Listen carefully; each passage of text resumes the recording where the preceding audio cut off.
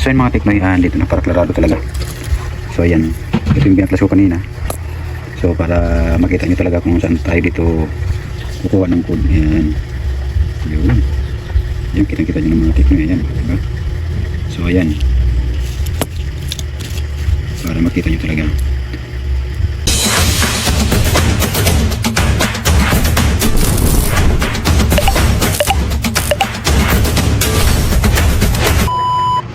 Karating lang namin ng mga teknoy, galing kami na namili kami ng mga sirang unit, mga cellphone. Ayan, ayan po mga nabili namin ngayon lang ito lang. Ayan, tapos may mga board na tayo, meron na tayong mga board dito na binaklas. Ayan, so marami kasing nagko-comment yung mga teknoy sa video ko tungkol sa mga motherboard na kung paano daw makikita ang code dito sa motherboard, kung saan ba makikita dito, kung paano ba malalaman kung double plus, kung paano malaman kung double plus o triple plus o quadruple plus. So ipapakita ko doon sa mga teknoy kung paano bubuksan natin itong pinaka-chip ng cellphone para makita natin dito sa CPU kung ano bang code ng mga motherboard na mga binibili. Kasi yung kasi mga binabasa yung mga teknoy sa mga buyer kung magkano ang bilihan ng motherboard sa code po, hindi ko sa code. So ipapakita ko sa mga teknoy kung saan babanda dito ang code ng motherboard na binabasihan kung magkano binibili. Mga nabili po namin ngayon, karating lang po namin. So yan, at simple meron na po kami mga binaklas ngayon ng mga board. So dito mga teknik ipakita ko po sa inyo kung paano ba ito binubuksan at kung saan ba makikita dito ang mga code ng cellphone. So mayroong ako mga teknik sa mga video ko, meron pa ko dyan mga video na kung paano ba makikita ang mga code po ng mga motherboard. So ito, ulitin ko ito, magbibideo lang ngayon tungkol sa mga code po ng mga motherboard, para yung iba kasi niyan may nagtatanong kasi mga teknoy na kung paano daw malalaman, kung paano ko raw masabi na double plus po yun o triple plus, at kung saan po nakikita ang code sa motherboard. Ayan po. So magpapaklas tayo dito mga teknoy, tulad nito, babaklasin natin to at ipakita ko po sa inyo kung ano ba ang code ng board na to. So babaklasin ko po to, bagong bili lang ito mga teknoy. So yan, magbabaklas tayo dito. Ito, hindi ko ito babakasin mga teknoy. Ang gagawin ko dito, bubuhin ko ito mga ganito. Ganyan, yan, magkikinis yan. Binubuo ko namin ito mga ganito. Makinis. Ito hindi na. So, pag binubuo kasi ito mga ganito mga teknoy, mga karamihan nito ang LCD palyado. 191. Kaya scrapboard na ito. Babaklasin namin yan. So, ito. Bihira na kasi bumili nga ito mga A3 16 gig. Ito, bubuhin ko ito mga teknoy. Yan. Pambuo po ito. Pwede ito pambuo. So, nagbabaklas ko tayo dito mga teknoy. Para unang baklas. Grabe yung pagkano nito. Bininta sa akin itong mga teknoy, gawa ng ano na, ganito ang isura niya. Basag na. Bukod sa basag na, lumubo pa pong battery niya. So kung ipapagawa nila ito, talagang sabi ng may-ari, magalasusan na sila. Gawa ng simple, bibili pa ng battery. Tapos basag na yung CD. Ayan. So pwede naman namin tubuhin sana mga teknoy, mga ganitong unit. Pwede rin kasi gawa ng ano naman ito, A3S. Ay, A3S, A5S po itong ganito. Kaya lang ganito mga pindutan, matitigas, matrabaho na po ito.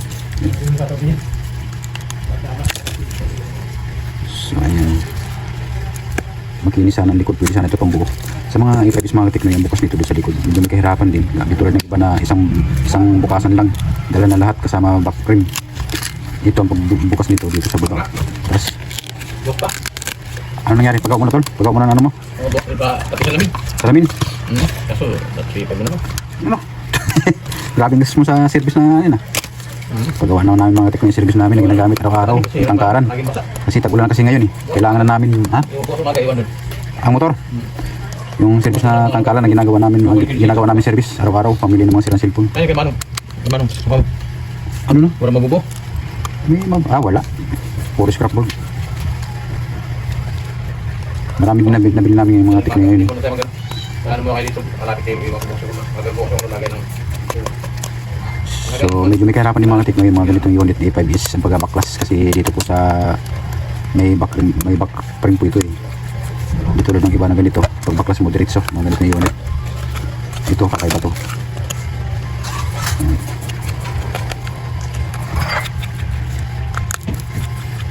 Tagulan na kasi ngayon, kaya kailangan natin ipagawa yung service natin. Palagyan ng salamin ang harapan. Magkano ito lang? Sige sa'yo? Kasama yung salamin sa harapan. May salamin sa harapan? Yung sa gilid ng lagay ng water. Ayun sa dapat yung sa taas, pinano mo pa. Tumutulog pa naman sa gilid, motor Para naman. Ano lang yun? Oo, kasi tagulan na kasi ngayon. Kailangan ang lagay ng kaldero, gawa ng siyempre ang kaldero natin. Magbaba ko na rin kasi kami mga tikmin ng pagkain sa mga biyahe-biyahe kung saan ng mga lugar ang nagpunta namin. Kailangan may dala kaming saingan para pagka kung saan kami abuti ng gutom, magsaing na lang. At saka ang mahal din ng pagkain kasi sa labas eh. Ang order ngayon ng ulam dito halos 80, 100. Ano? Tipid-tipid sa pagkain sa labas, hindi tayo mabubusog doon.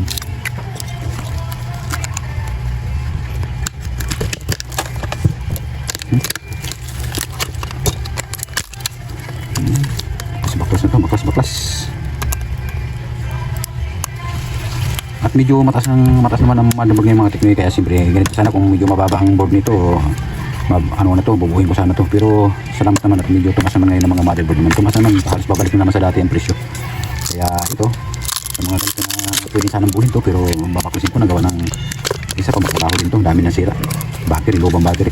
Pero kung sa bagay, marami naman akong battery din, pero mga ganito yung mga teknik nakakatamad na gawin ng mga ganito. Yan. So panoorin yung mga tikmi ang video na to para ipakita ko sa inyo kung saan dito makikita ang code ng motherboard. Yan. So ito, hindi ko ito pwedeng itapon.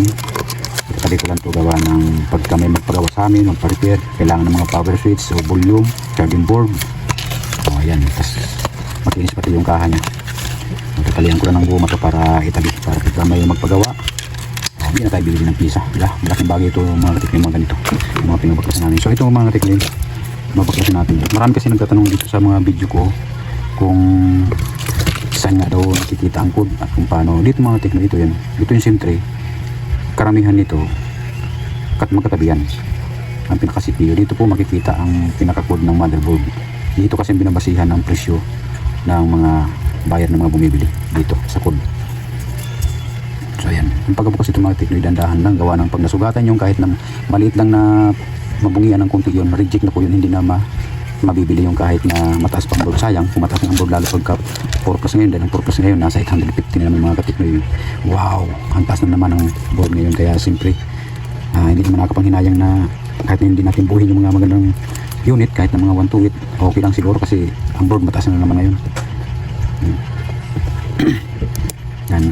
Maingat tayo mga katikmin sa pagbabaklas ng ganito dahil ito pagka nasugatan ng CPU nyan, ayan o, yan ano, nandahan lang yun, kasi pag nasugatan to dito mga katikmin, magilid-gilid yan, pag nabungihan yan, reject na po yan, hindi na binibili yan ng mga buyer. Ganun kasilan ang mga ganitong mga nagbo-board na bumibili ng mga motherboard, masilan itong mga katikmin mga ganito. Kailangan maingat tayo sa pagbabaklas.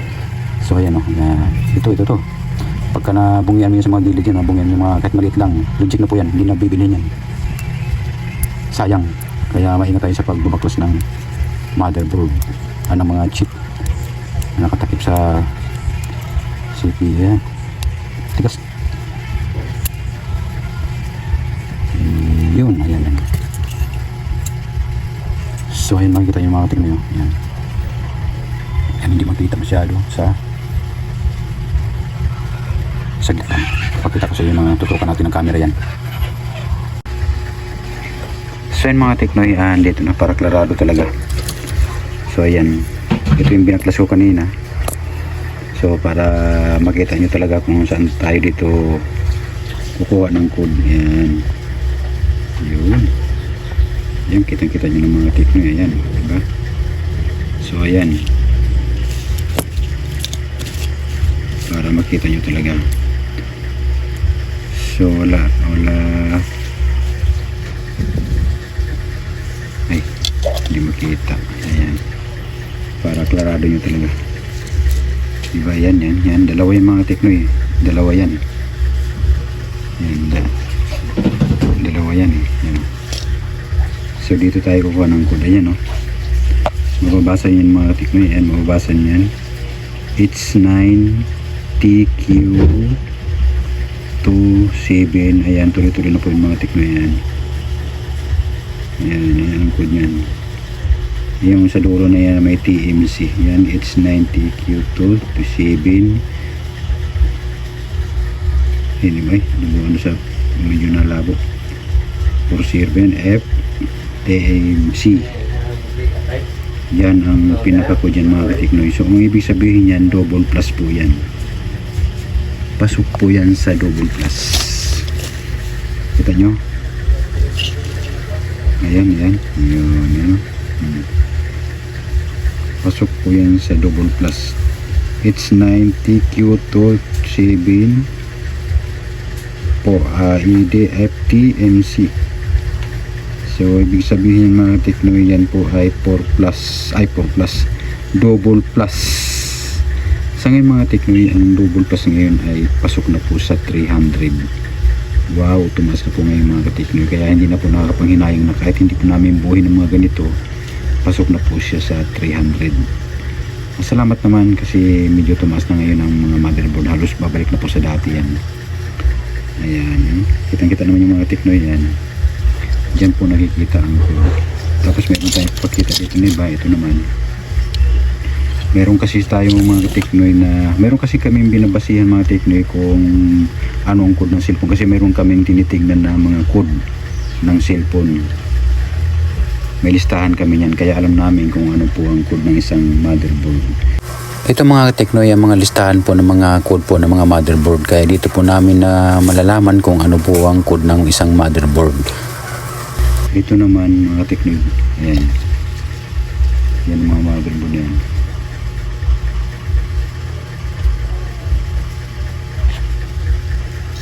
Ayan. Ito kung makikita po natin dito, halos wala siyang code, no code po dito mga teknoy, wala siyang code dito. Pagka ganitong wala po siya sa listahan ng code dito po sa kabila. Ayan, meron po sa kabila yan. Ayan, yan po ang mga ano ng mga Tecno o kaya Infinix yan. Ayan. So yan, ayan, makikita niyan. Ayan po ang code yan, ayan. Baliktad. O, ayan. Yan naman sa, kasi wala siya dito sa kabila eh. Yan. Wala siya dyan, wala dyan. So dito yun sa kabila. So ang ibig sabihin nito, mga tekno, ito po ay 64 GB. So ang 64 GB ngayon ay halos 600 na. 600. Ayan. So ayun naman mga teknoy. Ito na pala yung mga board natin na ano. Nag-ipon muna kami ngayon ng mga motherboard kasi ano, ipapadala na naman namin to sa JNT. Marami tayong babaklasin pa ngayon na yun.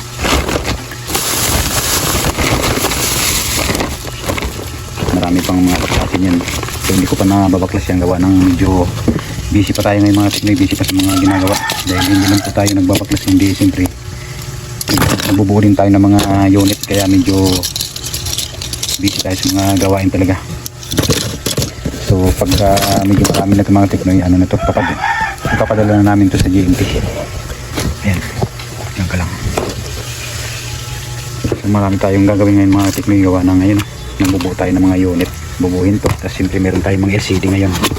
Ayan, marami na tayong nabuo ngayon ng mga unit nandun sa tindahan sa kapatid ko. Ayan, may LCD tayo dito. Ayan, ayan, may LCD. Nakaready na yung mga teknoy sa mga unit na bubuhin natin. Ayan, yung mga ganito. Tapos ayan pa, may mga unit pa tayo dito. Ayan, yung mga teknoy yan, mga namin siyempre naka ano ito, mga pambuo na to. Yung medyo hindi na maganda talaga, yun ang binubuo namin. Saka ito, ayan ko sa mga ganito, para nakakadala magbuo ng mga ganito mga teknoy dahil ang LCD nito laging palyado. Ito, nagugusta sa mga LCD nito, napakahina ng gawa ng LCD sa mga ganitong Y91. Sa mga ganito okay lang po. Ayan, marami tayong bubuhin ngayon.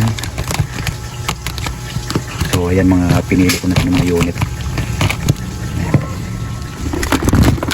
Ayan,